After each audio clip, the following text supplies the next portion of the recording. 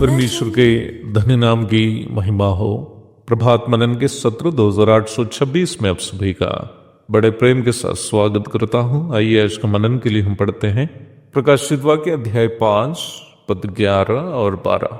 जब मैंने देखा तो उस सिंहासन और उन प्राणियों और उन प्राचीनों के चारों ओर बहुत से स्वर्गदूत का शब्द सुना, जिनकी गिनती लाखों और करोड़ों की थी, और वे ऊंचे शब्द से कहते थे, वध किया हुआ मेमना ही सामर्थ्य और धन और ज्ञान और शक्ति और आदर और महिमा और धन्यवाद के योग्य है।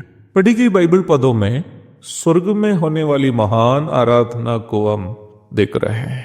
कलीसिया स्वर्ग की ओर उठा ली जाने के बाद वहां होने वाली इस संपूर्ण आराधना में कलीसिया के अलावा स्वर्गीय प्राणियां एवं लाखों और करोड़ों स्वर्गदूत भी शामिल हैं। हम इसे एक संपूर्ण आराधना अथवा एब्सोल्यूट वर्शिप भी कह सकते हैं। इसे संपूर्ण आराधना अथवा द एब्सोल्यूट वर्शिप कहने के महत्वपूर्ण 2-3 कारण मैं आपके साथ साझा करना चाहता हूं। पहला कारण है, इस आराधना में स्वर्ग के सदस्य और धरती के मनुष्य दोनों मिलकर आराधना कर रहे हैं। जो यीशु मसीह के द्वारा पिता परमेश्वर ने मनुष्य का उद्धार के लिए जो योजना तैयार की थी, उसका मुख्य एक उद्देश्य था। इफिसी अध्याय 1 पद 10। दूसरा कारण है, इस आराधना प्रतीकात्मक वस्तुओं को रखते हुए नहीं, बल्कि स्वयं प्रभु की उपस्थिति में ही प्रभु की आराधना की जा रही है। तीसरा कारण है, इस आराधना सभा को वध किया हुआ मेमना अथवा यीशु मसीह के द्वारा शैतान के खिलाफ किया गया आत्मिक युद्ध में प्राप्त जीत का सेलिब्रेशन अथवा मनाने की सभा भी समझ सकते हैं। वर्तमान संसार में भी प्रभु की कलीसिया, जो यीशु मसीह के खून से उद्धार पाए हुओं के समूह है, यीशु मसीह के द्वारा पिता परमेश्वर की आराधना करते हैं, तो हमें पाप में फंसाकर नरक की ओर ले चलने वाले शैतान पर यीशु मसीह ने क्रूस पर जो जीत हासिल की थी, उसको मना रहे हैं, जिससे हम यीशु मसीह के शरीर और खून की याद दिलाने वाले रोटी और दाखरस में भाग लेने के द्वारा प्रत्येक सप्ताह मनाते हैं। इसलिए शैतान चाहता है कि हम निम्न आराधना सभा से वंचित रहे, क्योंकि हम शैतान का हार और यीशु मसीह की जीत को आराधना सभा में मना रहे हैं। इसलिए ही शैतान हर संभव कोशिश करते रहता है कि मसीह विश्वासियों को आराधना सभाओं से वंचित कर रखे। उसके लिए उससे जो भी संभव है वो करते रहेगा। इस सच्चाई से अनजान रहकर कई विश्वासी आराधना सभाओं से वंचित रह जाते हैं। कुछ न कुछ कारण ढूंढकर आराधना सभाओं से वंचित रहने वाले लोग इस बात से अनजान है कि वे शैतान के षड्यंत्र के शिकार बने हुए हैं।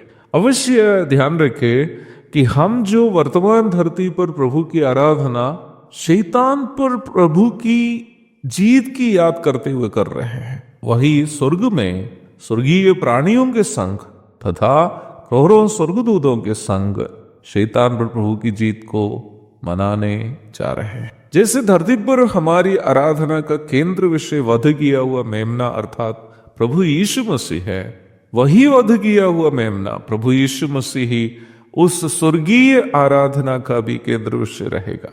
वहां आराधना करने वाले बोलने वाली बातों पर ध्यान दीजिएगा। वध किया हुआ मेमना ही सामर्थ्य और धन और ज्ञान और शक्ति और आदर और महिमा और धन्यवाद के योग्य है। वास्तव में इस प्रकार कहते हुए वे क्या साबित करना चाह रहे हैं? वे ये साबित करना चाह रहे हैं कि प्रभु यीशु ही है जो हम आत्मिक जीवन बिताने और उनकी सेवा करने की सामर्थ्य दी है। उसे अर्थात उस सामर्थ्य को हम उनके सामने अर्पण करते हैं। हमें जीने का धन उन्होंने दिया और उसका भी वही स्वामी है। मेरा ज्ञान उनका दान है, हम उसे उनके सामने अर्पण करते हैं। हमारे जीने की शक्ति उनका देन है, हम उसे उनके सामने अर्पण करते हैं। हमारे जीवन में हमने जो आदर प्राप्त किया वो उनके अनुग्रह से है, इसलिए हमारे आदर के वही योग्य है। हमारे जीवन उनकी महिमा के लिए दिया गया है और वास्तव में महिमा के योग्य वही है। हमें दिए गए इस धन्य आत्मिक जीवन के लिए हम प्रभु आपको धन्यवाद चढ़ाते हैं। यही है स्वर्ग में आराधना करने वाले वो आराधक गण प्रभु की आराधना करते हुए कह रहे हैं। प्यारो, स्वर्ग की संपूर्ण आराधना का निचोड़ यही है। प्रभु की इच्छा यही है कि जब हम संसार में प्रभु की आराधना करते हैं तो यही विचारों से प्रभु की आराधना करें। एक और शुभ दिन की धन्य कामनाओं के साथ आज को मनन में यहाँ समाप्त करता हूँ। प्रभु आप सबको आशीष दे। आमीन।